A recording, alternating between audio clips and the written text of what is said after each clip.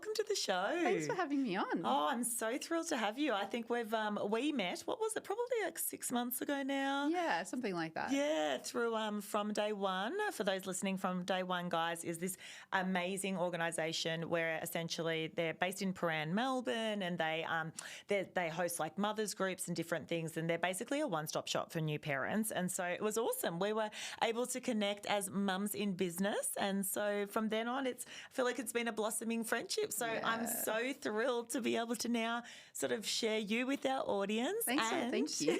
Also with the book coming up.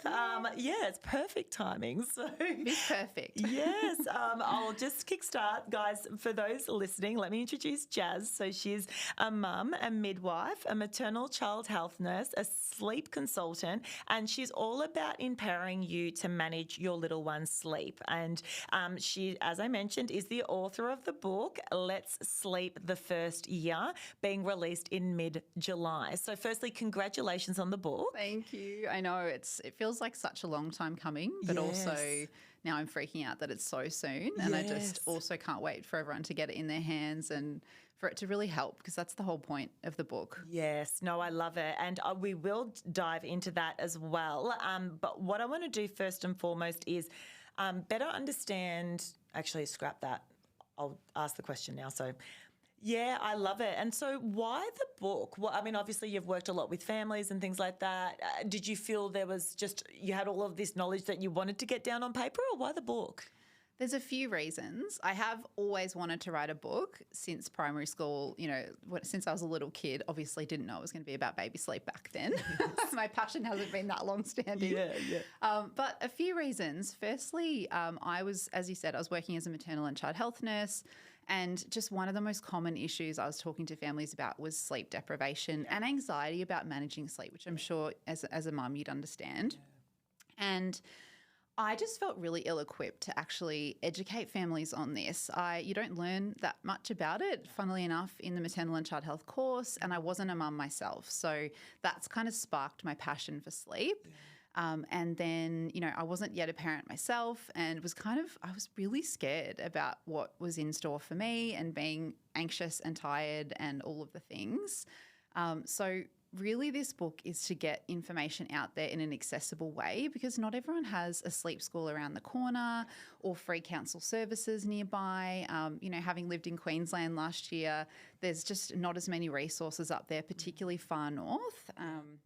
A lot of the families that I support, with my digital guides live on, I've got a family that lives on an island like 3,000 kilometres off the coast of Australia, for example, and they don't have a sleep school around the corner or even, a bookstore with these kind of things. So hopefully the book can get out to them on the island. Yes. But that's probably the main reason. And I think the second reason is there's just, as you know, so much stigma about sleep, so much fear-mongering and shame. And this book, as you'll see when you read it, it's not about a one-size-fits-all approach. It's not a cookie-cutter approach. Yes, there are routines and suggestions of things you can do, but that is what they are. They're suggestions, and it gives you kind of all of the knowledge so you can make a choice that's right for your family. Yeah, I love it. And I think that's what we need to start doing, is not kind of it's one way or the other. Some families love co-sleeping and they love, going with the flow. Someone like me, as you'd imagine, I do love a routine. I love my kids sleeping in their own beds, and both of those things are totally okay. Yeah. And I think that's what this book is about. Yeah, I love that. I want to dive straight into the audience questions. And actually, talking of co-sleeping, I would love your thoughts, because that came in a few times actually. Thoughts on co-sleeping and how do we do it safely? Co-sleeping is something that's done, throughout the generations. In different cultures, it's actually the norm. And it's something that some people feel really confident and comfortable to do with their babies. I actually co-slept a little bit with Addie in the first few weeks, which is something I thought I would never do. But it's just, I really enjoyed it just for a brief period of time. Some families choose to do it on an ongoing basis, and that's okay. We know studies show that up to 75% of families do actually co-sleep at some point in their parenting journey. And I think Red Nose, our governing body for safe sleep, really clued onto this and looked into this more. we used to say kind of just don't co-sleep, it's not safe, which is just so unrealistic. And it just, again, it adds to that shame and it makes people kind of not want to talk about it, which is just, that's not safe, because we need to give education around how to do it more safely.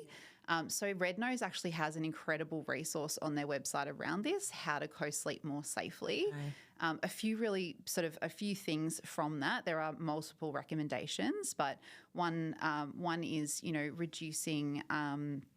reducing sort of loose bedding and blankets, so making sure that safe sleep space is set up in the parental bed as it would be in their cot, or their bassinet, etc. And the other thing is drugs and alcohol is a big one, which, even if you're having like a glass of wine, it does impact kind of our awareness of what's around us. So things like that, if you're going to have a child in your bed, just being aware of that. That's just a couple of them. Yeah. But check out that resource, and that's what I refer to in the book. There's a whole section on co-sleeping.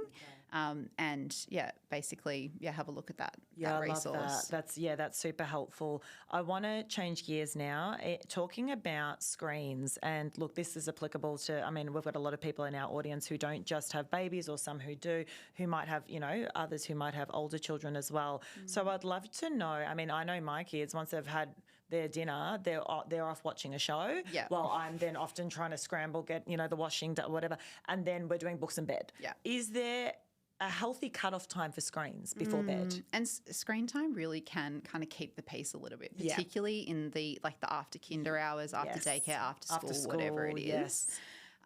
Everyone's kind of thoughts around this is different. Again, it's another quite divisive topic, like sleep is, unfortunately. I think it's unrealistic to expect that we're not going to have screens at all in the house. Some families choose to do that, and that's also fine. But the research does show that for adults and for children and babies, exposure to screens impacts our melatonin production. And melatonin is really important for our sleep. It's one of our main sleep hormones. And it's just what makes us feel tired. So exposure to screens, particularly for longer than sort of 2 to 5 hours in the day or over that 24-hour period, actually makes it a lot trickier for us to fall asleep and stay asleep. So just to be clear, if you're watching a screen for over 2 hours. Yeah, so it's 2 to 5 hours is the current which is so impossible for people that are working and on screens. So is that obviously per day? Sorry, just to be super clear. Per day, so if your kids are watching a movie, most movies go for an hour and a half, 2 hours. So that's one movie done. Yeah, exactly. Okay. What about how soon before bed should we be watching that movie so it doesn't impact? What would you say? Yeah, and of course, you've got to be realistic. You're not always going to be able to stick to this, but 1 to 2 hours before bed, that's the current recommendation for children and for adults. Yeah, okay. So that's what we personally do. We really try and not have screens on a couple of hours before bed if possible. Yes. But I think there are certain situations, particularly if you're a solo parent, if your partner's working late, the TV is a really helpful tool. Yep. Another thing we do that I find really helpful is using audiobooks or audio stories so that at least they're not getting the screen exposure. And it just basically helps them wind down for sleep better, which means that bedtime's going to be easier and you're going to get your time to chill, after they're asleep, hopefully. Yes, I love that. Yeah, no, that's great. So I've got another question for you. What about the children who say they're sort of scared of the dark or don't want to sleep alone or you sleep with me? Any sort of guidance around maybe how we can best communicate or set boundaries if we decide, no, we don't want to be the one in the bed? Like I'm the same. I need my space. You're in your bed. I'm in mine. Mum can't handle anything outside of that. I'm basically just trying to keep it all together here, people. Do not push me. So if my kid's scared of the dark, I don't want to sleep alone, I'd be like, mate, get back in there. And I don't maybe care if there's a bear coming to get you, get back in your bed. I might do some I don't know, we have this, it's actually a Grow 2 product. It's the sleepy mist or something, and it's no bad dreams mist. So I'll be like, don't worry, I'll be spraying the room. I'll be like, see, the monster's gone. It's all You've done good dreams. What's the sage leaves? I'm throwing the sage back in. I'm like, you'll be right. Slam the door. So that's my technique. But I'd love to know. The key. Right. See you in the morning. But I'd love to know any guidance around, children that are coming up with excuses. Yeah. And, I think sometimes we can feel like our kids are manipulating us at bedtime and there can be a bit of pushing boundaries. But they also, from 2, they have really big imaginations. And it's really normal for them to sometimes be scared of the dark, to be fearful of, whatever it is. Yeah. And that's okay. And I think, the first thing is validation. So that's what we do with our almost 5-year-old. Yep. So we've got a almost 5-month-old and an almost 5-year-old. So quite different ends of the spectrum. Yeah. But with Hazel, our almost 5-year-old, we validate. We say, that's, I'm right here for you. And I know you're feeling scared, but, it's time for rest now. We've got something that we pop on at bedtime to just help to, I guess, give her something to look at and distract her a little bit falling asleep. So we use like a star projector. Oh, okay. It's just like a VTech one, and that's really helpful. We've used that since she was a toddler. And that's a really nice just way for her to give her something to look at rather than just staring into a dark room. Yep. Night lights are obviously really We helpful. use one. Red light if you can, although now Hazel's going totally rogue and she's like, I want the blue one, I want the green one. And, it's not an ideal light, but it doesn't seem to affect her. Yeah. So I think validation is number one. Okay. And being really clear, always come back to like what is important to you. And I'm exactly the same. I really want my kids in bed, doors closed by 7:30, even though she's getting older and I know it's going to push out, which I'm devastated about. Yeah. But Yes. Yeah. I'm like, can you still go to bed at 7 when you're 10 years old? But yeah, I think getting clear on that and, helping them understand that that's the boundary and enforcing it really calmly. It doesn't need to be a negative thing. Yeah. And that's where something like the grow clock works really well for us. We say, it's the clock's blue. It's time for rest now. Lay there and have a look at the stars. And sometimes I'll say, I'll come back and have, check on you in 10 minutes. And that gives her that reassurance, but still kind of holding that boundary as best she can. Yeah, I love that. One that came up a lot actually is any tips on how to ditch the dummy? I am in this at the moment, like deep in it. Okay. And I've had so many DMs about this. So I've been sharing quite a bit about Addie's sleep, and obviously it's super relatable to mums and parents going through the same thing. Yeah. We didn't use a dummy with Hazel. She just didn't seem to need it. Addie definitely does. She's a real sort of sensory baby and loves that sucking for comfort. Yeah. We ditched it around 4 months because it was becoming an issue. So there is actually a whole page in the book on dummies, and kind of how to make the decisions around dummies, because there's no kind of hard and fast thing. No. But I often encourage parents to say, is it becoming an issue for you? Are you needing to do multiple dummy runs? Are they waking at the end of a sleep cycle, during the day, so that 40, 45 minutes, and needing you to put it back in? And is that bothering you? Some families, like their baby will wake every 1 to 2 hours overnight. I was speaking to a family yesterday going through that and literally having to put the dummy back in. For me, that would be a lot. Definitely ditching it. Yeah. If it's not that much of a bother, then maybe you keep it. So I think come back to that. Is it an issue for you? And then you can make a decision from there. But there is this from 4 to sort of 7, 8 months. That's that murky age where they love the dummy if they're using it, but they're not independent with putting it back in. So that's where it becomes just a real problem with sleep for a lot of babies. Yeah. And it's very parent dependent. So they depend on you to put it back in, whereas older babies, they can find it, they can stick it back in and out. Addie's not even 5 months old and she's already like taking it out and putting it back in. I'm like, can you just stop growing up? Like, it's blowing my mind. But when you decide to ditch it, will you go, oh, Fairy took it. Yeah, all so gone. with the babies, so younger babies, obviously that don't have that understanding, I just ditch it cold turkey. Yep. You could keep it for things like, in the pram or the car, those situations where it's helpful as a pacifier. Yeah. If it's an older child, like a toddler, then yes, you can get creative and, take it away at Christmas and swap it for a present they really want. Yeah. But again, cold turkey is always best rather than kind of consistency is really good for kids. Yeah. And if you're sometimes giving it and sometimes not, they just get really frustrated. Yes, no, totally hear that. I would love to know, honestly, we got so many questions for you. So I'm like, which ones are the most that will resonate with the most people regardless of the age of their child? So one of them that I'd like to know about is, this relates to me, so I'm going to ask it. Why do children still wake up at the same time every morning, even if they've gone to bed 3 hours later? Yes. Then why do they do that? Yes, yeah, it's like the golden question. Yeah. I think there's that saying, now I'm going to stuff it up, but just putting kids to bed later doesn't mean that they're going to wake up later. I think there's that common kind of assumption. Yep. But it's often not the case. There's lots of factors that play into that early morning waking. But as I said, probably one of the biggest things is what's happening, how are you responding when they get up early? And this is something that we've personally prioritised from really early with our girls. Like 6:37 is what we aim for. Yep. That's always been our gold standard. For wake up time, you know, it's really nice. You can get up kind of half an hour before, have a shower, get your thoughts together, have a coffee or whatever. And I think, you know, if kids are coming out of the room, particularly older kids in big beds, as soon as they make that transition to a big bed, if they start coming out early, really nipping it in the bud early if it's not something that you're comfortable with, or you don't want them coming into bed with you at 5. If you do, totally fine. As I said, always come back to what's right for you. But for us, like, I'm like, no, get back in your bed. Like, I until 6:30ish, I'm sort of off duty as much as possible. Yes, yeah. That's the best for my mental health, and I feel so confident in that decision. So again, like a toddler training clock's really helpful to help them understand. So if she comes out early, I say, oh, has the sun come up on your clock yet? And she says no. And, she'll often come into the bathroom if I'm getting ready and I remind her of that. And then she goes back to bed. And that's something we've implemented for a long time and just really held firm on it. What about the kids that kind of keep coming out?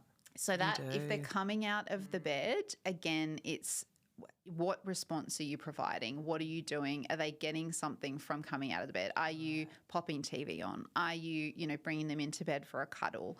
Are you, making their breakfast? Whatever it is, because food, light and social interaction are the three like cues that set and entrain our body clock. So if you're reinforcing that with those things, obviously if it's a baby and they're due a feed at 5 a.m, that's different. But for toddlers, especially and older kids, it doesn't have to be a negative thing. You don't have to say like, go back to bed and yell. Like I think keeping really calm, and just persistently doing that. And I know that's really boring. It's not a quick fix, but it's something that if it's important to you, really starting to do that from the get-go so that they just understand what's normal. And it's that's just a healthy, supportive boundary. It's not a negative thing. Yes. A silent tuck-in. So take them back if they've crept down the hallway.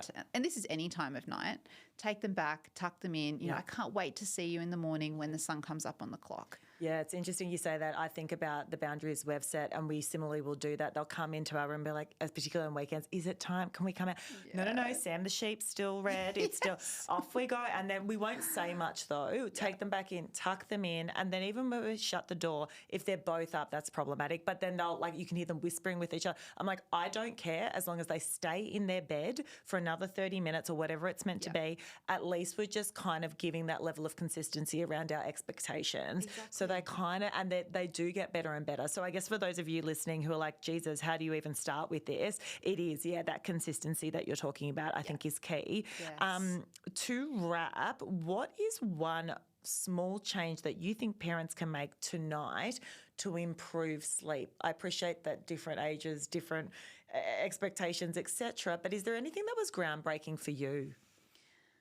I think something super simple, and I've shared this many times over on Instagram, is half an hour to an hour before bedtime, I walk around the house, turn off all the down lights, and just start to set the scene for that wind down and for sleep. So turning off, those really kind of offensive down lights, particularly when it's dark outside and they just seem so blaring.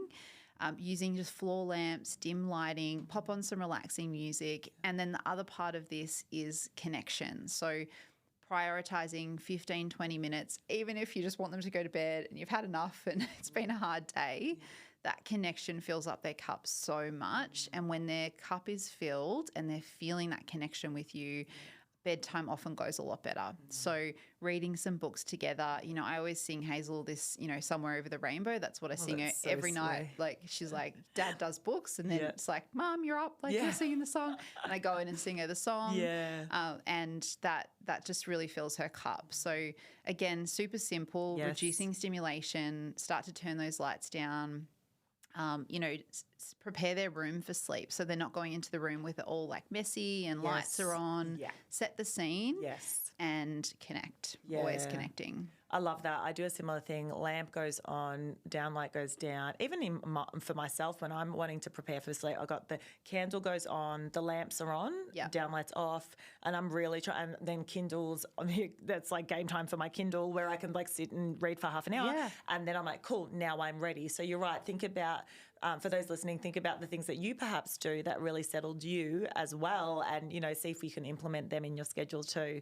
To wrap, I'd love to know, is there anything in particular you'd love to share with our audience when it comes to? I mean, we've spoken a bit about the book at the start of the episode, but what more can we be looking out to from the work that you're doing? Yeah, so obviously the book is a huge thing going on in the space at the moment. So and coming out, it's on pre-order at the moment. But it will be out officially sort of the first or second week of July. Amazing. Yep. And people can purchase that via the website. Yep. What I'll do is I'll get you to send me the link and I'll pop that in the show notes for everyone listening for you to be able to get this book. I'd love to know just finally, like, what do you think makes this book different to a lot of the other books out there? I think the biggest thing, as I've touched on already, is it's not really prescriptive. It's not, a program as such. Yep. It's obviously there are suggestions and things in there to really help sleep, but it really works on helping parents reflect on what they need and what is going to suit their family. As we've talked about, everyone does things differently. Everyone has different goals. And that's how this book is different. It's got lots of reflective questions, stories from other parents. There's so much in here to help you make informed choices that are right for your family. Yep. There is so much noise in the sleep space. It's really overwhelming. You hear what a friend's doing in mother's group or what your mother-in-law did, and you kind of question, am I doing the right thing? Yep. Like, should I be doing things differently? Is this bad for my baby? Do they need to be on a routine? And it just really it helps you kind of center and come back to yourself and what's right for you. Yeah, I love it. Jazz, thank you so much for your time. Thank you. All right, I'm just going to do a very